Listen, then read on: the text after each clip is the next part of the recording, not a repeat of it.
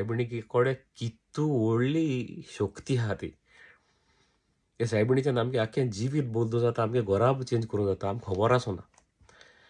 हेजे मुखार जेन्ना पावूं आमी गोंया जावं UK जावं सायबिणी हाड जाल्यार पावूं आमगे जिवितान जें कितें स्वता येता आमकां न्हू, लोकांक चिंत सुद्दां मुगे जिवितान जाल्यार सायबिणी हे मेदलीचेर सायबिणी पांयां पोदा सेरपेंत आहा. तेच भाशेन जी घरान सायबिणी भोंवता तेच्या पांयां पोदा सेरपेंत माडयलो आहा सायबिणी. आनीक देवान फकत सायबिणीकूच अधिकार दिला सेरपेंत ती तोकली म्हणून, म्हणजे सोयतानाचें मस्तक ती माडयता.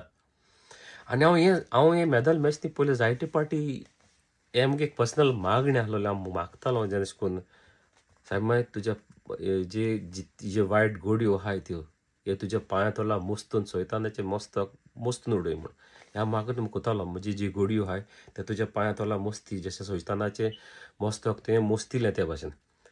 सो भावंदो इतू देवान सायबिणीक पदवी दिल्या, आनीक आयज आमगे जिवितांतू एक कोडयो सायबिणी मागीर काण उडोवपाक शकता. सो पळयत पळय भावंदो, मोगान पडा हे मेदलीचो आनी मिलाग्र जाताय भावंदो, मिलाग्र जाताय. तुमी तर चोयत जाल्यार जायत्या जिवितान मिलाग्र जाले, जायत जाणांच्या जिवितान मिलाग्र जाले. देखीक भावंदो हांव म्हणा, पूण म्हाका एक खूब आवडटा सायबिणी म्हाका सगळे टायमार राखतली.